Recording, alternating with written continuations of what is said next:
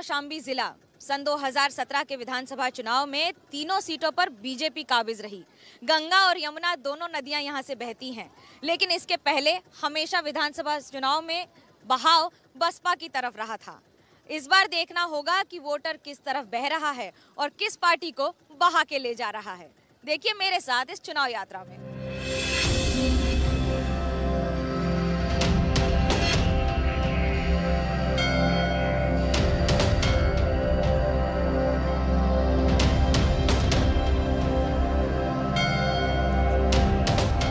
शक्ति पीठों में से एक है मां कड़ा देवी का मंदिर। इसी मंदिर की जो महत्व है इसे कई गुना ज्यादा तौर पर देखा जाता है। कौशाम्बी की पहचान भी माना जाता है।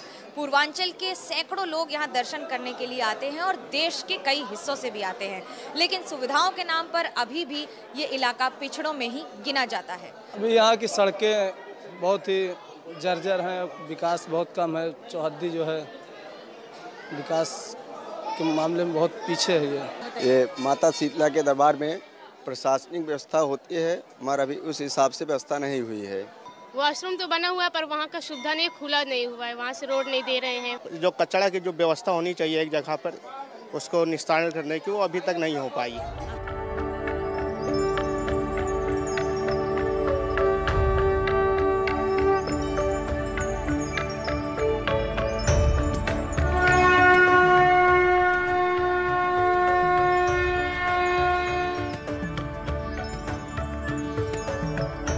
कड़ा देवी के दर्शन करने आने वाले हर व्यक्ति के लिए स्नान करना गंगा में महत्वपूर्ण माना जाता है। कुबरी घाट की तस्वीर भले ही थोड़ी सी बदली हो, लेकिन अभी बहुत कुछ करना बाकी है।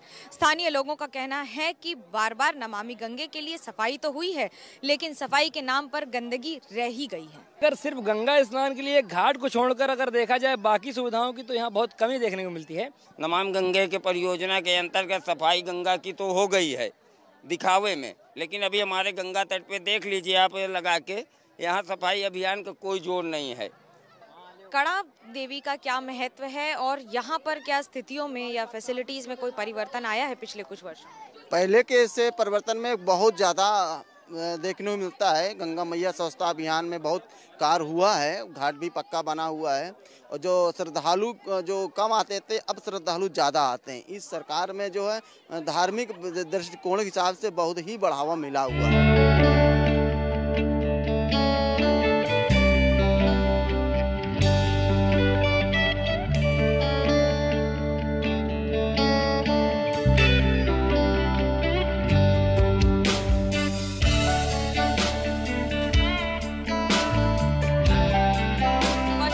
मशहूर मिठाई है कोका बेली। इसका स्वाद मीठा है, लेकिन राजनीति में इतनी मिठास होती नहीं है।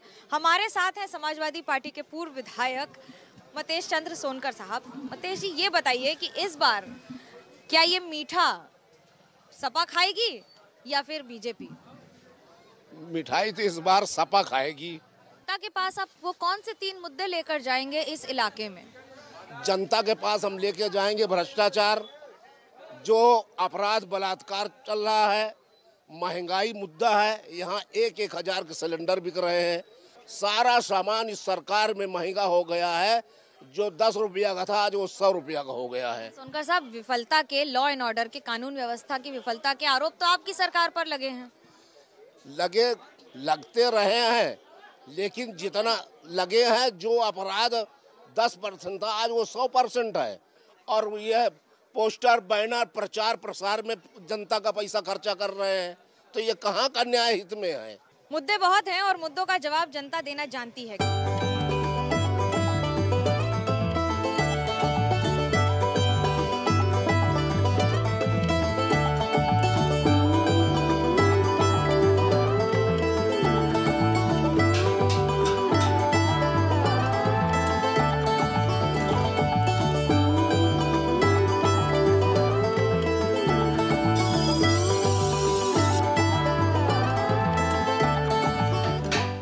नगरी के नाम से जाने जाने वाले शमशाबाद में अब पीतल का ही काम सबसे कम होता है। जो लोग काम करते हैं वो जुड़े रहने की वजह से सिर्फ जुड़े हैं। क्या स्थिति है इस समय पीतल व्यवसाय की? पहले क्या थी और अभी? पहले तो बहुत अच्छी थी, अब अंतिम क्षण पे लग रही है, हमको लग रही है 2, 4, 5, 10 साल में, 5-6 साल में खत्म हो सकती है। जो सरकार लगातार ध्यान नहीं दे रही है। बस केवल कागजी काम होता है, लोग आते हैं, अधिकारी आते हैं, बस फार्म भराते हैं, खत्म काम। यहाँ के सांसद ने गांव को गोद लिया है। हाँ, इस सांसद ने गांव को गोद लिया है? नहीं, ये गलत बात है। गांव ने सांसद को गोद लिया है। आते हैं केवल, बस जहाँ पंडाल लगा वहीं आते केवल। देखिए गांव की सड़कें कैसे हैं, चलने लायक नहीं है सड़कें। समस्या सिर्फ सड़क या फिर ट्रांसपोर्टेशन की नहीं है, बल्कि सरकार की उस नजरअंदाजी की है, जिसकी अनदेखी की वजह से बार बार पीतल का व्यवसाय इम्यूनिटी बढ़ाने वाला माना जाता था, लेकिन अब पूरी तरह से इन्हीं की इम्यूनिटी खराब कर चुका है।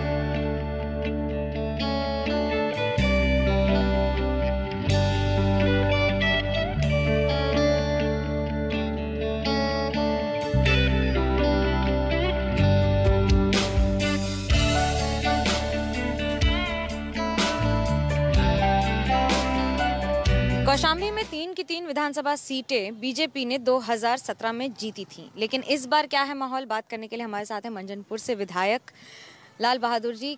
कितना भरोसा है, क्योंकि जनता में आक्रोश क्या बढ़ता नजर आ रहा है? मैडम, जो आधार वोट है, किसी तरह का कोई आक्रोश नहीं है। लाल बहादुर जी, महंगाई का आइडिया है आपको? जिस तरह से महंगाई बढ़ रही है, दाम बढ़ रहे हैं, मूल्य बढ़ रहे हैं चीजों के। मैडम ठीक है, आप कह रहे हैं महंगाई की बात, लेकिन जनता में महंगाई का फर्क नहीं पड़ रहा, क्योंकि हम देख रहे हैं सारी सुख सुविधा का उपभोग कर रही जनता, तो कहाँ से महंगाई उसको कहीं नहीं लग रही।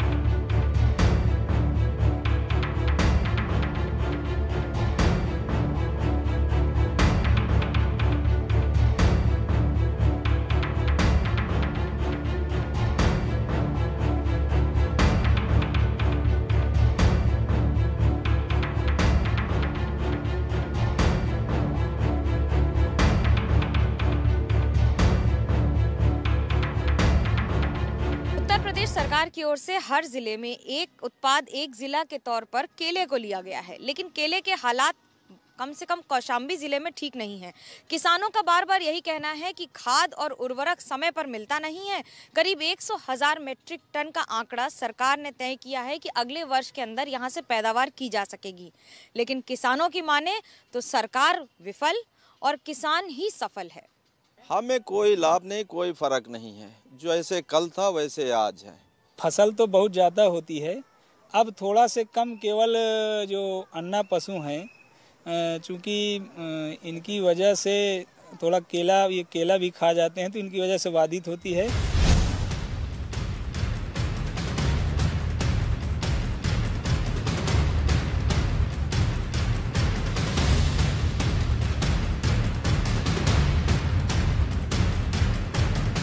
कौशाम्बी जिले की खासियत तो कई है, लेकिन आज इस पर बात करने के लिए हमारे साथ हैं विनोद सोनकर, सांसद हैं कौशाम्बी से।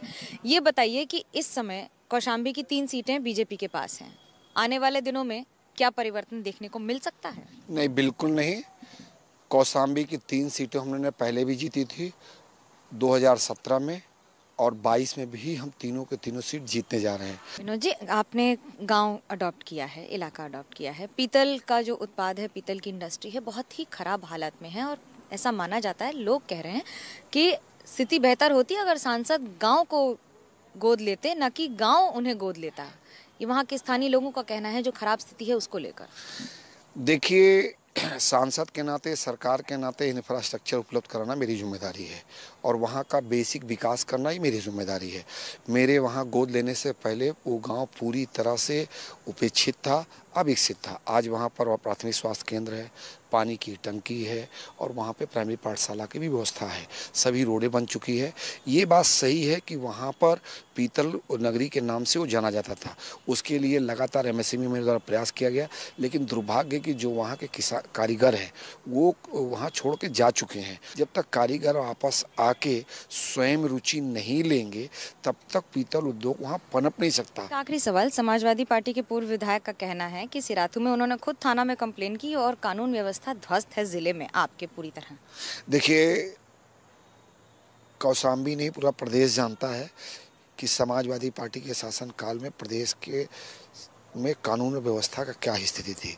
मैं तो सीधा आरोप है, लोगों ने देखा है कि समाजवादी पार्टी के शासनकाल में उत्तर प्रदेश में हूटर और शूटर का राज था। अब आज योगी जी के शासन में हूटर और शूटर दोनों समाप्त हो गए हैं, इसलिए उनकी बेचैनी और बौखलाहट बढ़ी है। बेचैनी और बौखलाहट राजनीति का ही एक हिस्सा है जो जारी रहती है।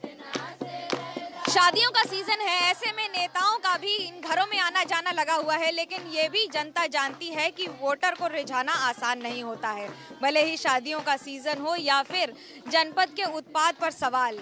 ये चुनाव यात्रा जारी रहेगी। कल फिर मिलेंगे आपसे एक और जनपद से। कैमरा पर्सन सूरज पांडे के साथ मनोज्ञा लोईवाल, कौशाम्बी, एबीपी न्यूज।